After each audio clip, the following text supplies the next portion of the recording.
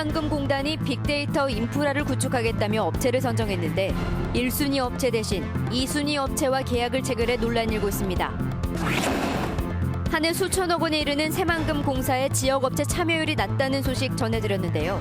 이대로 가면 2조 5천억 원 규모의 새만금 신항만마저 외지업체 잔치가 될 판입니다.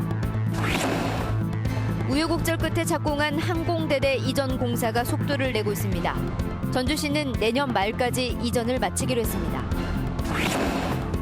산림청이 운영하는 국립휴양림이 장애인을 대상으로 객실 요금을 깎아주고 있지만 평일에만 혜택이 있어 생색내기용 조치라는 지적이 나오고 있습니다. 여러분 안녕하십니까? JTV 8시 뉴스입니다. 국민연금공단이 빅데이터 인프라를 구축하기 위해 실시한 업체 선정 작업이 문제가 되고 있습니다. 1순위 업체를 배제한 채 2순위 업체와 계약을 체결해 논란이 일고 있습니다. 하원우 기자입니다. 국민연금공단은 지난해 7월 빅데이터 인프라 구축 사업을 발주했습니다. 연금공단에 쌓여있는 방대한 자료를 활용해 국민들에게 맞춤형 연금 정보를 제공한다는 취지로 시작된 사업입니다. 국민연금공단은 지난해 8월 코난 테크놀로지를 우선 협상 대상자로 선정하고 기술 협상까지 마쳤습니다. 그런데 2순위 업체가 문제를 제기하자 공단은 검증 TF와 자체 감사를 진행하더니 지난해 12월 협상 결렬을 선언하고 보름 만에 2순위 업체와 계약을 맺었습니다. 국민연금공단은 내부 실무진과 외부 전문가들이 참여한 공개검증 TF를 꾸려 1순위 업체와의 계약에 문제가 없다는 결론을 내렸지만 결국 이마저도 스스로 뒤집은 셈이 됐습니다. 공공기관이 자신들의 검증에 문제가 있었다며 1순위 협상 대상자를 중간에 교체한 건 이례적인 일입니다. 1순위 업체는 정치권의 압력으로 자신들이 계약에서 배제됐다고 주장하고 있습니다. 그리고 특정 업체와 관련돼 있는 정치인의 외압이 작용을 했을 거고요. 공단 입장에서는 또 해당 정치인이 보건복지위 소속 국회의원이다 보니까 해당 의원은 지난해 국정감사에서 빅데이터 사업에 상당한 문제가 있다며 감사를 주문하기도 했습니다. 하지만 해당 의원실은 국감 이전에 연금공단이 자체 감사를 벌이고 있었다며 업체 선정에 관여한 적도 관여할 이유도 없다고 밝혔습니다. 국민연금공단 측은 1순위 업체의 결격 사유가 발생해 2순위 업체와 계약을 맺었을 뿐 외압은 없었다고 해명했습니다. 내부 검토에 의해서 그거는 된 거지 그냥 단순히 얘기를 한다고 그렇게 되지는 않습니다. 1순위 업체는 기술협상서까지 작성한 마당에 협상 결렬을 주장한 것은 논리적으로 맞지 않고 법적 효력도 없다며 2순위 업체와 계약 체결을 금지해달라는 가처분 신청을 법원에 제출했습니다. 국민연금이 삼성의 경영권 승계에 쌈짓돈처럼 쓰였다는 논란 속에 또 다른 의혹이 불거지면서 국민연금의 신뢰도에 금이 가고 있습니다. JTB 뉴스 하원호입니다. 한 해 수천억 원 규모의 새만금 공사에 지역업체 참여율이 낮다는 소식 어제 전해드렸죠. 지금까지도 문제였지만 앞으로 더 큰 문제가 남아 있습니다. 이대로 가면 2조 5천억 원 규모의 새만금 신항만마저 외지업체 잔치가 될 수 있습니다. 송창용 기자가 보도합니다. 새만금 신항만은 새만금 방조제 앞에 건설되고 있습니다. 새만금을 물류 중심지로 만들기 위한 핵심 시설입니다. 1단계 사업비는 1조 500억 원, 2단계 사업비까지 더하면 2조 5,500억 원에 이릅니다. 이 가운데 국가 예산은 1조 4천억 원입니다. 문제는 지금부터입니다. 새만금 동서 이축도로와 남북 이축도로 등 새만금 SOC 사업은 발주기관인 새만금 개발청의 소극적인 자세로 지역업체 참여율이 15%가량에 머물렀습니다. 저희 청이 노력이 부족한 부분 왜 없겠습니까? 있습니다만은 저희 청의 역량상 부족했던 부분도 상당히 있었습니다. 이걸 개선하지 않으면 같은 국가기관인 해양수산부가 추진하는 새만금 신항만 또한 지역업체 참여를 장담할 수 없습니다. 신항만 진입도로와 호안공사 발주가 당장 다음 달이기 때문에 시간이 촉박합니다.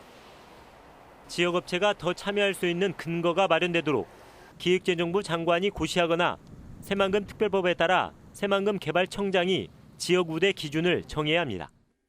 지역업체의 일정 비율 참여가 반드시 필요하고 관련 새만금 청장의 고시를 통해서 필요한 부분을 확보해 나가는 것이 중요하다 생각합니다. 새만금 신항만 이후에는 군산 대야와 새만금 신항만을 잇는 6천억 원대의 철도 사업이 예정돼 있습니다. 안방에서 잇따라 진행되는 새만금 사업이 외지업체만의 잔치가 되지 않도록 전라북도와 전북 정치권이 적극 나서야 할 것으로 보입니다. JTB 뉴스 송창용입니다.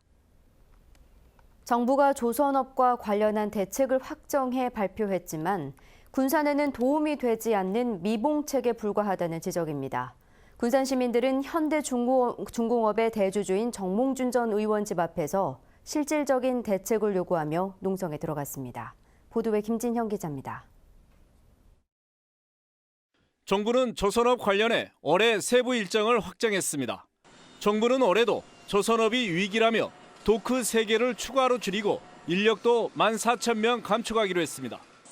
대신 조선업 수주 절벽을 완화하기 위해 상반기에 1조 5천억 원 규모의 군함 2개 사업을 조기 발주하고 선박 펀드를 활용해 10척 이상의 발주를 지원하기로 했습니다.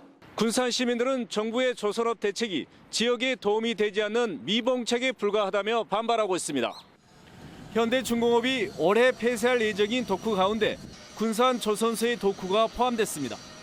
정부가 조선업을 살리기 위해 선박을 조기 발주해도 군산 조선소에 도크가 없게 되면 아무런 소용이 없습니다. 군산시와 지역 상공인들은 현대중공업 대주주인 정몽준 전 의원의 서울 자택 앞에서 군산 조선소 폐쇄 철회 등 실질적인 대책을 촉구하며 농성에 들어갔습니다. 우리 전라북도 도민이 듣고자 하는 것은 다른 게 아니고 현대중공업이 존치하는 것을 지속하기 위해서. 그러나 정몽준 전 의원과 현대중공업은 여전히 아무런 답변을 내놓지 않았습니다. 군산 조선소 존치 요구를 외면하는 현대중공업에 대한 군산 시민들의 배신감이 깊어지고 있습니다. JTB 뉴스 김진영입니다.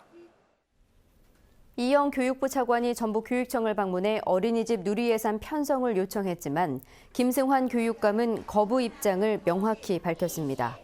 이 차관은 지난해 누리예산과 관련해 특별회계 설치법이 국회를 통과한 만큼 보육 대란이 발생하지 않도록 어린이집 누리과정 예산을 편성해 줄 것을 요청했습니다. 하지만 김승환 교육감은 누리예산의 책임은 중앙정부에 있고 특별회계도 한시적인 미봉책이라며 수용할 수 없다고 밝혔습니다. 도내 주요 대학들이 어려운 경제 여건과 사회적 분위기를 감안해 등록금을 동결하기로 결정했습니다. 전북대는 최근 등록금 심의위원회를 열고 올해 등록금을 동결하기로 결정했으며 원광대와 우석대, 전주대 등도 앞다퉈 등록금 동결을 발표했습니다. 전북대는 올해로 9년째 등록금을 인하 또는 동결해왔으며 사립대학들도 수년째 등록금을 올리지 않았습니다. 우여곡절 끝에 착공한 전주 항공대대 이전 공사가 속도를 내고 있습니다. 전주시는 착공이 늦어졌지만 내년 말까지는 항공대대 이전을 마치기로 했습니다. 권대성 기자가 보도합니다. 전주시 도도동 항공대대 이전 공사 현장입니다. 30만 제곱미터의 터 주변으로 가림막이 설치됐습니다. 새로운 진입로를 만들고 논이었던 곳에 흙을 돋우고 다지는 작업도 한창입니다. 항공대대 이전 공사는 주변 주민들의 강한 반발과 소송 제기 등으로 5달간 착공을 못했습니다. 주민들이 1심 재판에서 패소한 지난해 11월에서야 공사가 시작됐습니다. 이 때문에 항공대대 이전 완공 시기는 당초 내년 3월에서 내년 12월로 늦춰졌습니다. 이전 공사는 현재 6%의 공정을 보이고 있습니다. 전주시는 공사가 본 궤도에 오르면서 주변 지역 발전과 상생을 위한 장단기 방안도 주민들과 협의합니다.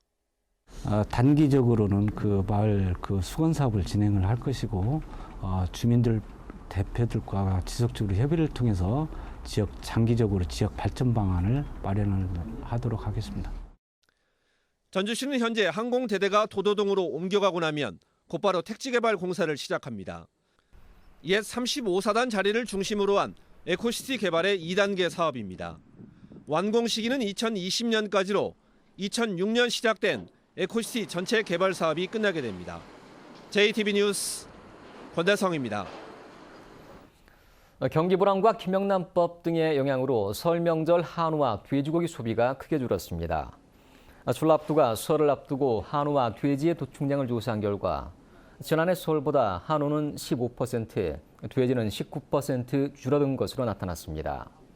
전라북도는 경기 불황에 지난해 김영란법까지 시행되면서 한우와 돼지고기 소비가 준 것으로 분석했습니다. 설 연휴 기간에 전주 공영주차장이 부분적으로 무료로 운영됩니다.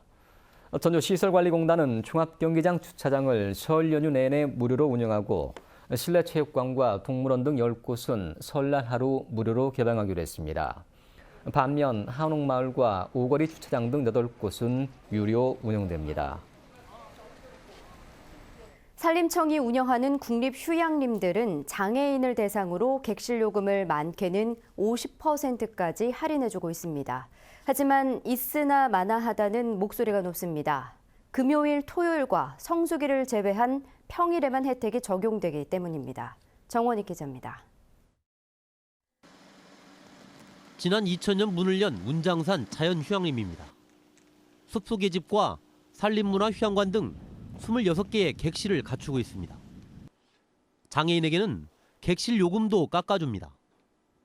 할인폭은 중증과 경증에 따라 각각 50%와 30%씩입니다.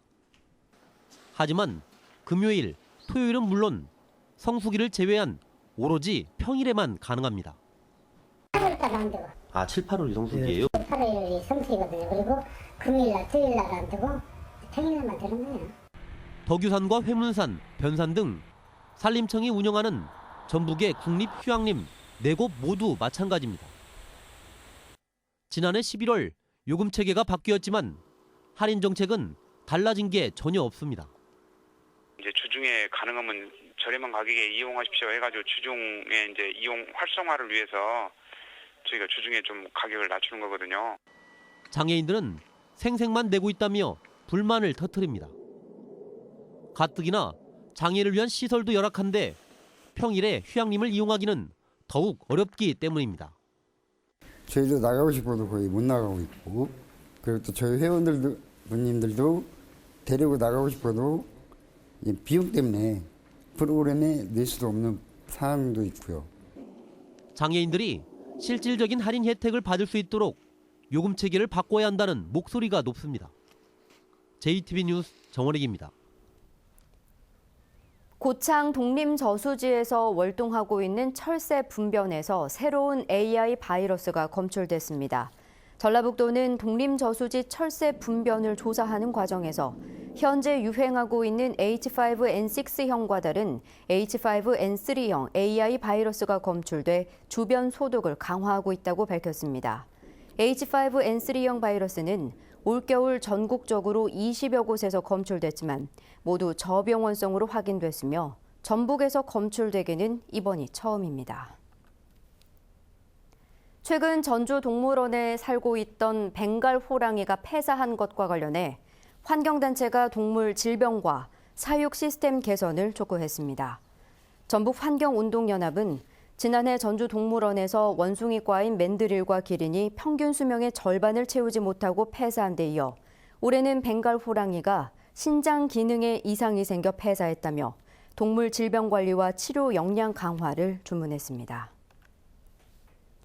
2017년 1월 전주방송 시청자위원회가 오늘 JTB 대회의실에서 열렸습니다. 시청자위원들은 이 자리에서 AI가 해마다 반복되고 있는 만큼 뉴스에서 재발 방지 대책을 고민해주고 정치, 경제, 사회 못지않게 문화 분야에도 많은 관심과 심도 있는 보도를 당부했습니다. JTB 전주방송의 김태곤 대표이사는 전통문화의 도시인 만큼 문화 분야에 대한 시청자위원들의 지적을 담도록 노력하고 뉴스 진행 등에서도 새로운 변화를 시도하겠다고 말했습니다. 올해 저소득층과 장애인의 공직 진출 기회가 늘어납니다.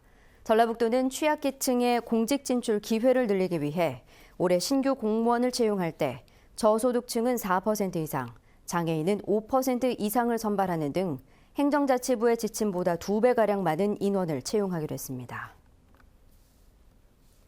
새누리당 전북도당이 공석인 도당위원장에 전주갑 당협위원장인 전희재 수석 부위원장을 추대했습니다.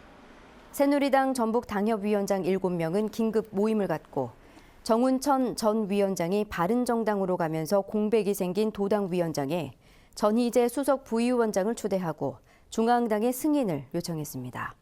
한편 새누리당은 공석이었던 정읍 고창 당협위원장에 김항술 전 도당위원장을 임명했습니다. 전주 완산경찰서는 음주 교통사고를 낸 뒤 달아난 혐의로 부안군 공무원 47살 A씨를 불구속 입건했습니다.